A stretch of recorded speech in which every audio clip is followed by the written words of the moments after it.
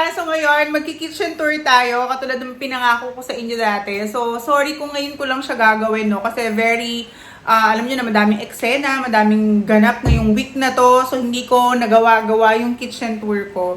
Pero ngayon, dahil syempre, ang ganda ko today, pak. So, itutuloy natin yung kitchen tour at ipapakita ko sa inyo lahat, detail by detail. So, makikita nyo lahat ng laman ng cabinets ko, ng mga cutleries ko, as in lahat, buong kitchen, pati yung pinakakaluluwa ng kitchen ko ipapakita ko sa inyo. So, let's go!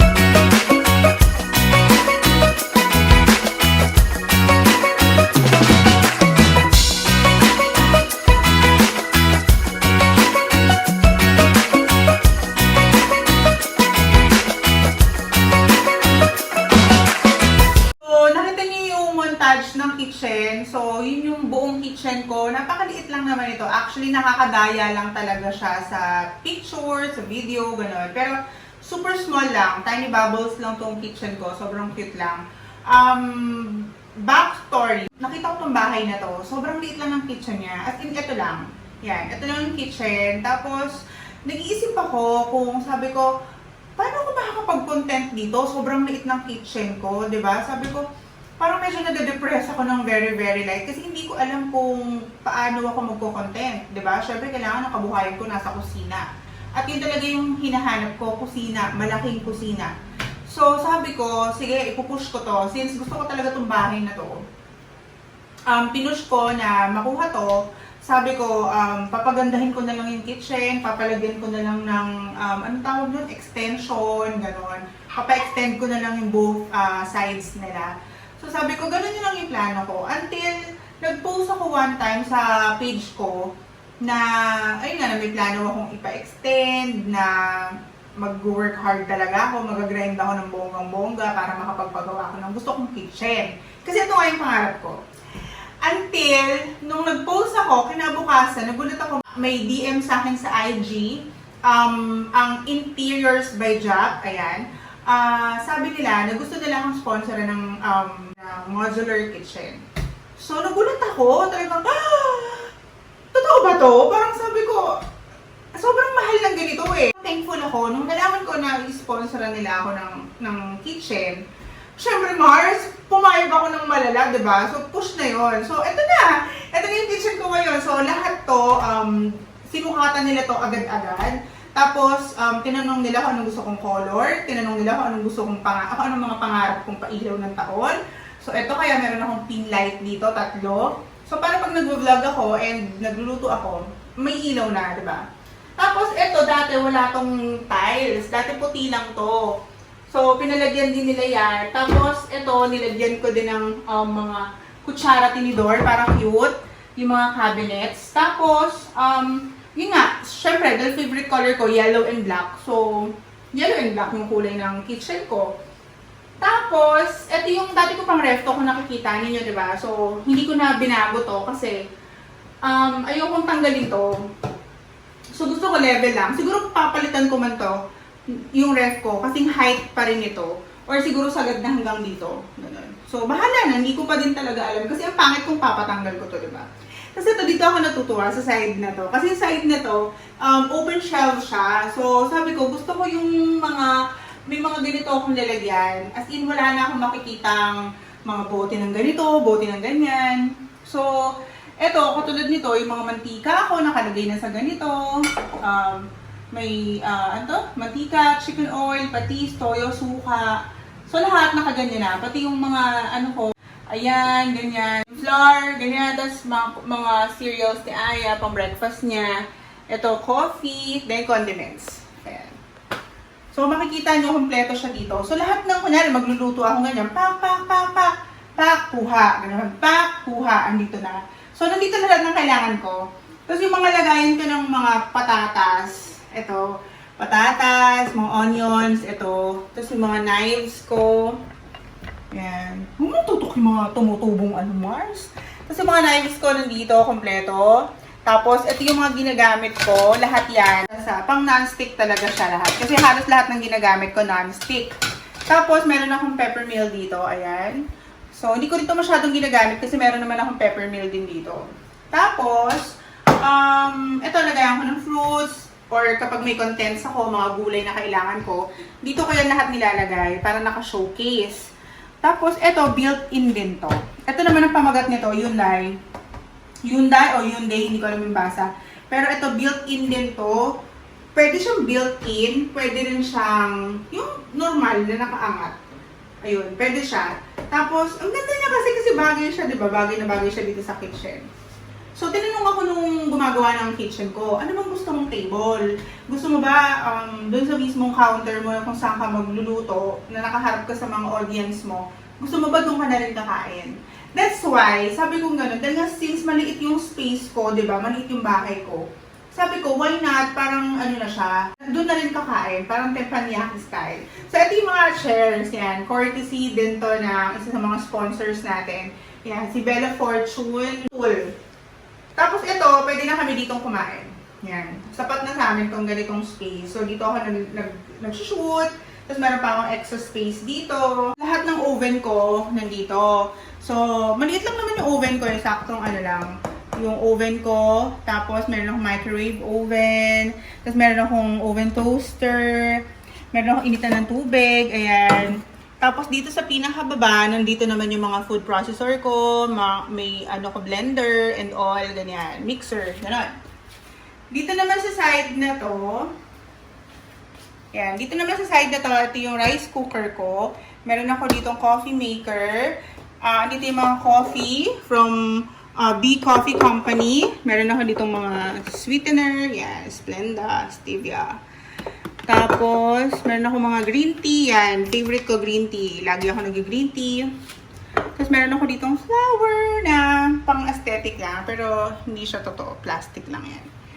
Tapos, ayan. So, bumili rin ako ng ganyan. Hand soap, dish soap. Para naman cute, diba? Bagay na siya dito sa itsura ng bahay namin. So, siguro next time, papalitan ko din yung faucet ko ng mas mataas na nakaganon. Kasi yun yung gusto ni Aya nakaganyan. Tapos parang may yung parang may telepono, may spring. Gusto mo yun, di ba? Yeah. Yun. So, papalitan natin yan. Di ba, kapalitan ko din to yung sink namin ng mas malalim. Kasi para pag naguhugas si Aya, pwede siya mag-swimming sa loob. Pag naboboard siya, pwede siya sumabay dun sa mga huhugasan niya. Then, excited na ako! Papakita ko sa inyo yung mga drawers. So, mag-start tayo dito sa taas. So, pagbukas mong ganyan, yan, hindi siya ganun kaayos, pero sakto na, di ba? Nandito lahat to pang bake, lahat yan, nandiyan sa taas. Tapos, ito naman, yan, lahat yan pang bake yan, mga yan. Tapos, pagdating dito, lahat to, ito yung mga delats, and mga palaman, yan. Yan, mga delats, ganon. Yan ang mga laman nito. Pagdating naman dito, ayan. So, dito, lahat ng mga noodles, pasta, ganon. So, yan, dito nakalagay. Pagdating naman dito, lahat ng mga condiments ko and mga seasonings, andito din, lahat. Yan. Tapos, eto naman, dito naman lahat ng mga chichirya ni Aya. Yan, mga chips, mga ano pa ba, chips, mga kung ano-anong anik-anik na pang pataba. Yan, nandyan siya lahat. Yan. Tapos doon sa taas, pakita mo. Pinakataas doon, extra, mga ano lang yan. Kung ano-ano lang, wala masyadong ganap. Ano bang nasa taas natin, Aya? Mga Tupperware. Mga Tupperware. Mga microwavable, Yeah. no? Mga foil tray, gano'n. Tapos itong ref ko, nakita nyo naman na to, di ba? Pero pakita na rin natin. Yung laman ng freezer ko. So, meron ako mga, ano to? Mga meat. Tapos, ganito yung ginagawa ko. Ayan, yung mga hot dogs ko, naka-portion na siya. So, 4 pieces kada balot. Para pag kukuha kami ni Aya, pak. Yan, naka-ano na siya, naka-portion. Tapos, tawag nito, ayan, yun lang naman ng freezer. Pagdating naman sa pinaka-chiller, ayan, so, ayun naman ang chiller ko, ayan. Most likely, lahat ng mga pagkain namin, naka-ziplock, ganun. Tapos, si Aya, pinagsasama-sama niya yung mga tira-tira, na mga ingredients, para pag kami kailangan ako for content, dun din niya kukunin. So, sama-sama together. Dito yung chopping board ko. Ayan. Ayan. Ito yung mga spices ko. Yan. Lahat spices yan. Tapos, ito, mga milk, coffee, sugar. Yan. Pang breakfast yan. Ito din. Dito sa side na to, sa taas na yon, wala pa akong masyadong wala pa akong ilalagay, pero bibili pa ako ng mga jars doon, pati doon sa kabila. Yan. Tapos tatanggalin ko na yung mga nandun sa pinakaitaas. Yan, tatanggalin ko nito tsaka. So, lahat to, pupunin ko to ng jars. Yan. Yung mga empty na yan, empty spaces. So, wala pa lang kasi ako ilalagay, pero yeah, bibili ako ulit ng jars na katulad yan. Tapos dito ako nakukitan. Diba? Ate Aya, pakita mo sa kanila to. Yung mga lagayan ko ng mga suka, ganyan. So, at least, diba, hindi na siya tsaka. Partner na siya. Yan.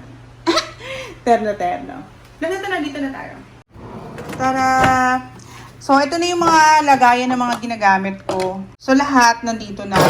Ay, putang ina.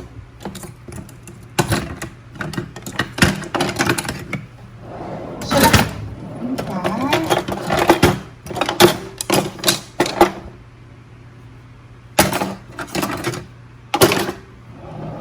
So, lahat nandito na sa side na to. Tapos, ito naman, yan. Dito naman yung mga ziplocs namin, ganyan, mga other seasonings. Dito naman yung mga extra curricular, chenilin, boom, boom, bam, bam. Yan. So, dito, mga trays, halo-halo din. Tapos, ito naman, dito nakalagay yung pinaka-LPG namin. Yan. Tapos, yung bigas, dyan din. Tapos, yung cling wrap. Tapos, yung mortar and pestle ko. Tapos, yung torch. Yan. So, safe naman yung ano ko dito. Yung LPG. Yan. Tapos, ito namang side na to. Yan. So, itong side na to, dito nakalagay yung mga ginagamit ko sa pagluluto. Like, kunyari, kailangan ko ng mga small na ganito para sa mga mise en place ko, diba? So, ready to, na siya, to get lock. Yeah, so lahat ng bowl ko nandito. Glass bowl, stainless bowl, ganyan. So, para nagtuchop ako dito, mise en place ako dito, pak! Diba? Nandito na lahat ng kailangan ko. Tapos, ito naman, dito naman, yan. So, dito, puro stocks yan. Delata, ganyan, suka, yung mga malalaking items, nandito siya. Ganyan. Dito naman, dyan naman, nakalagay dyan, yan, mga bowl ko ulit, mga strainers, and everything. Yan. Yung side naman na to, dito naman yung mga kutsara, tinidor, chopsticks. Mahilig kasi kami mag-chopsticks ni Aya. So, yan. Dito yung mga pang-baking. Yan. So, whisk, wire whisk, brush.